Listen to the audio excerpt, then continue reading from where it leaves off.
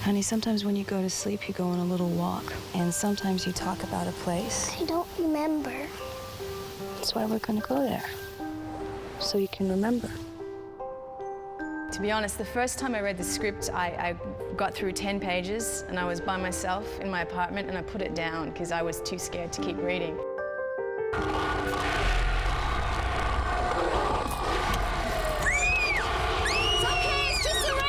I was riveted because every time you read it, there's something new, another layer. It's like Dante's Inferno.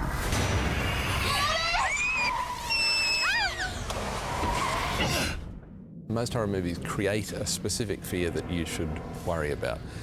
Silent Hill deals with all your own fears and amplifies them. Everything that's lurking inside you that worries you, that is the source of some private terror, will come forward. Sharon! Sharon! Somebody! Help! Anybody! It's surreal and it's just different. It's a very different film.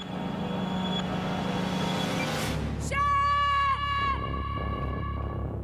Christopher, Sharon's gone. I need your help. I'm not okay. Please, hurry. The fire started 30 years ago.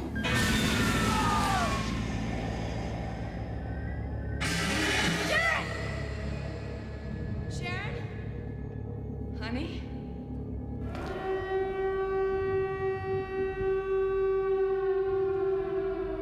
The experience of working on this film is like just jumping into the deep end of a very cold swimming pool and like swimming as fast as you can to get to the shallow end. I don't know what's happening. Do you know what's going on here? This place is completely cut off.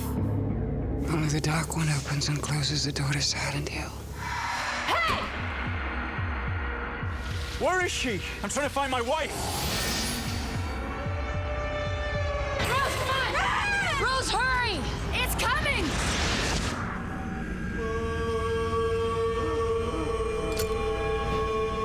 Silent Hill follows a mother worried about her child sleepwalking, who decides that she must take the child to visit a town which is a name the child keeps saying, Silent Hill. They don't know what that means, but they know that she was adopted from West Virginia. So the mother goes to Silent Hill in West Virginia to help heal her daughter, and in doing so, loses her daughter in an accident. She has an accident, and waking up from that finds that she seems to have slipped into another dimension. That dimension is full of strange creatures, strange characters, and a very strange and disturbing story. We know that some event happened 30 years ago, and at that point, numbers of the people who lived in the town and the town itself seemingly were shifted into another dimension which coexists with the real world. No one goes to the real world. The real world is a kind of Chernobyl, a North American wasteland. The shifted world has its own evil brewing from underneath. Stand back. What was interesting was the representation of 4 different dimensions. And 2 of these dimensions is about time. One is Silent Hill 30 years ago, one is Silent Hill today. And 2 other dimensions is about space. One of them is a foggy world, and the other one is a rusty world, a metallic world, which is basically hell.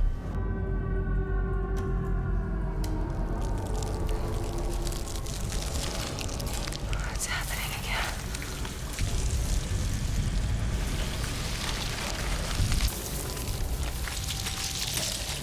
For the dark world, when that spirit takes over the world, darkness rises and just overtakes the foggy world of Silent Hill. Rose!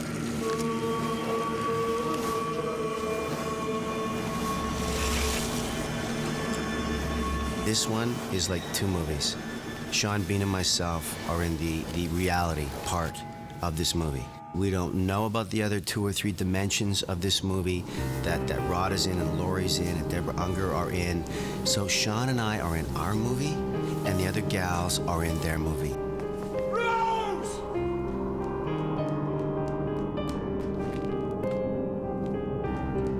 There's a moment in the movie where Rose gives up. Rose. And as much as she's a determined character and has this one goal to find her daughter at any cost, there is a point where it just seems impossible. And I'm giving up and breaking down in the hallway. And at the same time, Christopher is walking past me.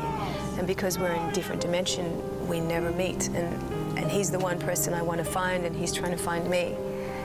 And I think that's a really interesting way to describe a relationship. I found her perfume.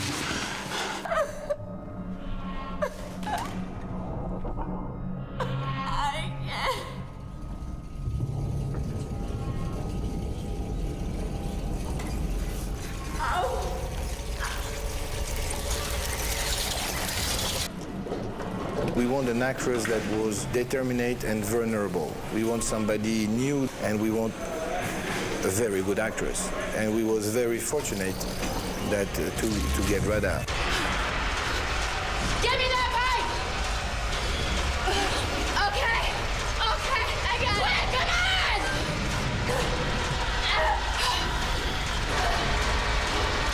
At first glance, it appears that Rose is the vulnerable one, and Sybil's the tough guy. But we both go through journeys that are actually diametrically opposed to one another. Rose becomes more empowered and strong and steely as she goes to find her daughter. And Sybil is touched by this beautiful bond between Rose and Sharon, and her heart is revealed. Sharon's adopted, but I'm her mother.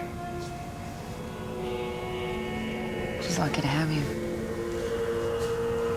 Mother is God in the eyes of a child.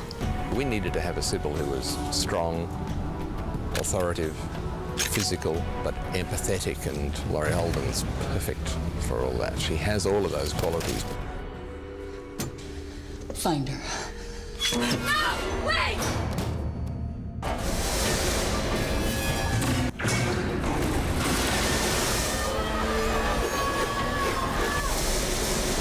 Don't be afraid. She won't hurt you. I think Jodelle Ferland is my new favorite actress. She's amazing to work with because she has the concentration of an adult. It's really like working with an adult woman. And yet she has the innocence of a child, and you'll see her playing multiple characters in the film, and she does so with incredible ease. Who are you? I have many names. Even the way that she moves it's almost as if it's been choreographed, and this is all just stuff that's come out of her head. It's really quite eerie and bizarre. She's both adorable and frightening. And because it's always frightening somewhere to see so much intelligence into a kid. You know, it's frightening. She's gifted. I'll be in the bed, and then you'll cue me, and I'll go over there, and then you'll cue me, and I'll go over there. Good! Christoph is a very exciting director to work with because he's incredibly passionate about his way of seeing it, and his way of seeing it does encompass other people's ideas. He's one of those directors who knows a good idea when he hears it. Christoph has an extraordinarily vivid and fertile imagination, but in addition to that, he doesn't merely tell the story literally and consecutively. Every frame is colored with emotional content so that there are many layers of emotion and meaning built into every frame. Christoph's certainly not interested in small, convenient, conventional coverage of drama.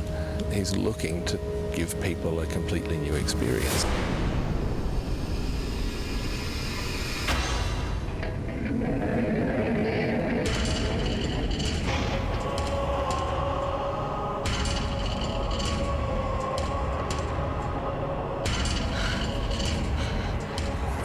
I'm constantly impressed with the way the costume department and the set department have worked together in this film. And you'll note, if you watch carefully, that my character's costume changes from the beginning of the movie to the end. So Rose, who's our leading lady, who only has one outfit through the whole film, in fact, her costume takes up 3 whole sections of our truck. She has almost 100 versions of this outfit. Her costume moves from quite a warm chocolate brown through to a completely neutral gray and ends up blood red rust. And the incremental change is so small, you can't see the incremental changes.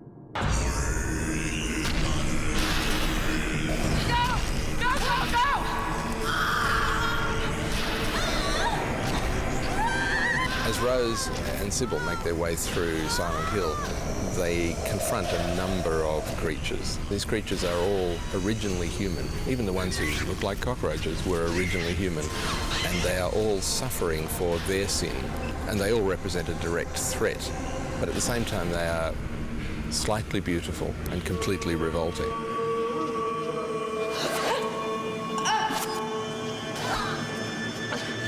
I've been sort of grossed out a couple times on this movie, just because the demons are so brilliantly done, and I don't mean just in a prosthetics kind of way. I mean they are manifestations of what we would find disturbing.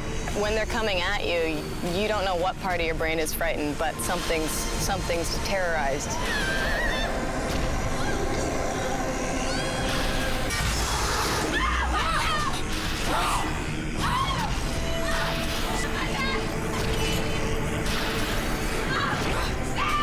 I thought that I would just be primarily using my imagination. I never anticipated that there would be this huge, throbbing blade that really was up against my neck. And Steve Luchescu, I mean, really choreographed me going up against the wall, and it was that far away from the blade.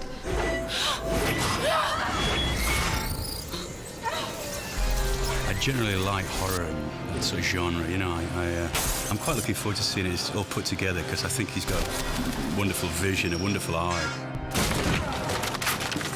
It does cross some boundaries, it does break some rules, and only really talented people, I think, can break the rules. I think Silent Hill's going to create an entirely new subgenre. It is horror, it is suspense, it's an adventure movie to a certain extent, because it's such a grand environment and it's such a huge world that just travelling through it is an adventure. Silent Hill is another world of horror. Everything that you will see in this movie is unique. It's mystifying. It's kind of unfathomable. I mean, the way it ends, it's astonishing. Most of the people who doesn't follow the genre and will be interested to see Silent Hill, because it's going to be a different experience. It's going to be different.